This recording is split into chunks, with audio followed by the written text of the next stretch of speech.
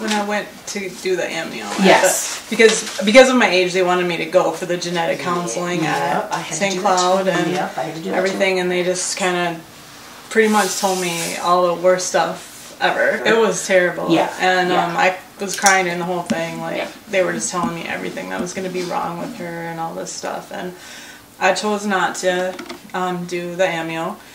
Went home, and then at 22 weeks, my waters broke. It's called premature rupture of membranes. But I called the doctor's office around here, and they told me that I peed myself and not to worry about it, and that happens all the time. And I said, no, I think something really, really bad happened. She's like, well, you can come in and we'll just do a swab of the the liquid or whatever and tell you that it's urine and send you back home. And so I said, I'm coming. So we get there, and then I'm in this room for a really long time, and then all of a sudden they go, the ambulance is coming, they're taking you to St. Cloud right now. They got me cleaned up and got me in the hospital bed, and then they just started doing like testing and stuff. Then they came back with that she had trisomy 13. Okay. Which actually means that she would not be compatible with life. Yeah. So they told me that she would live 1 to 5 days, and that they would give her injections of morphine and we could just hold her and she would die. So they told me if I wanted, I could go to the U and not do the pregnancy because of that.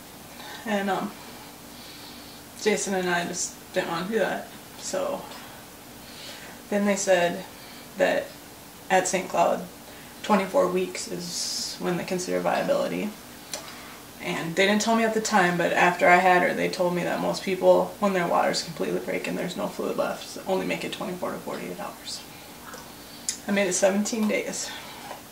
So I was able to get the steroid shots for her lungs and the 12 hours of magnesium to help with cerebral palsy.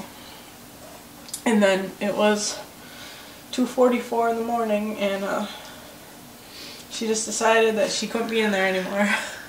So. And you were at 24 weeks? And 3 days. Yep. So 3 days past the time that... Yep, when they gave me the shots and 12 hours of magnesium. Okay. And it was early in the morning, and I didn't feel good, but I mean, nothing. I mean, obviously, I didn't know because I've never been pregnant before. Right. And so I called the nurse's station, and I'm like, I'm really sorry. I'm like, but can somebody just come in here because I don't feel good. And and at that time they had a after you hit 24 weeks, then they put a contraction thing on you too. So, and I'd never had any contractions like at all. And she's like, well, it can't be that because, you're not showing any contractions or anything. Mm-hmm. I'm like, I don't know. I'm like, something's really painful in my side. It was like in my side. Oh my gosh, you're at a 5. Okay, so she calls the doctor. The doctor comes in. The doctor's like, if you want to try and save this baby, we have to go right now. And I'm like, okay. I had an emergency C-section because she was breached. Sure. Too. Okay. And the only thing that I remember, like the doctor, when she came out, she was just screaming and flinging her arms and her feet, and the doctor leaned over the thing and she said to me, that is such a good sign because most of them don't even don't make a sound. So I couldn't see her. They just took her right to the NICU. One nurse said I was there that night, and she said we could hear her out in the hallway. That never happens. Then Jason's like, you know what? We have to pick a name that means fighter or warrior or something like that. So. And did you know she was going to be a girl? Yes, okay, we did know that. We did know that. We just both really liked Brielle, and it means warrior of God. I didn't want to hold her. Yep, that's for sure. Yeah, that is for sure. So she was 1 pound, 9.8. Well, yes. Okay, and immediately she dropped to 1.5. Then she just really started going down. She got bleeding lungs, and she had a hole in her heart. I'll never forget, I was there every single day and night with her, and he talked me into leaving on Christmas Eve. And that's the day when we got the call that she wasn't going to make it through the night. And I just remember, like, when I was on the bed rest part, I got out of my bed and I got on my hands and knees, and I just said, you know how they always say, like, they'll never bring you to, like, your breaking point or whatever like that, and I said, I am so there. I'm like, please, you know, just please help me to be able to have her, because it's my only chance. It's my only chance. And here she is, you know. She's awesome. When she was born, they took a test of her blood and of my placenta to check for that trisomy 13, and it wasn't there, obviously, because she might not have even made it. Yeah, because she wouldn't be, whatever that is, genetically, you're incompatible with life. Yep. So that test was wrong. Yep.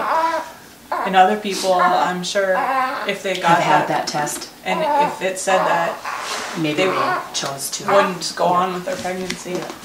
On New Year's Eve, she opened her eyes.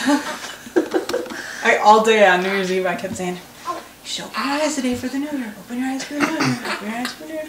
And all of a sudden, I was sitting there, and the nurse was like, "Oh my gosh, come here really quick." I'm like, "What? What?" And there she did. She opened her eyes. She opened her eyes on New Year's Eve. Yeah, I Googled famous preemies. Yeah. There's actually a lot of really intelligent people that are, like Sir Isaac Newton and Albert Einstein. And there's lots of really smart people. Napoleon Bonaparte. Wow. Yeah. Huh? Lots of them. You're going to be right up there with them all, aren't you? Yes, you are. Yes, you are.